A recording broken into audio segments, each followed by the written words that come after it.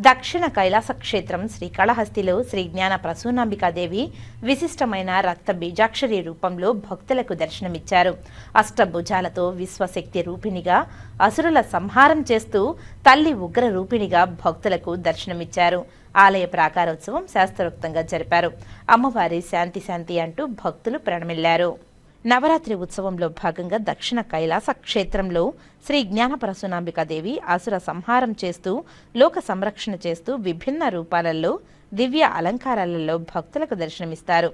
ఆదివారం రాత్రి లోక కంటకుడైన రక్త బీజాక్షరిని వధించడానికి మహాశక్తి స్వరూపిణిగా రక్త బీజాక్షరి రూపంలో అష్టభుజాలతో మహారూపిణిగా అవతరించి వధించిన రూపంలో దర్శనమిచ్చారు.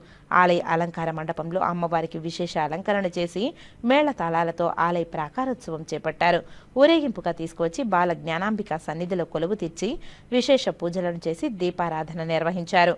అనంతరం ఊరేగింపుగా తీసుకువెళ్లి ఆలయంలోని అమ్మవారి సన్నిధిలో కొలువు తీర్చిన అనంతరం ధూపదీప నైవేద్యాలను సమర్పించారు.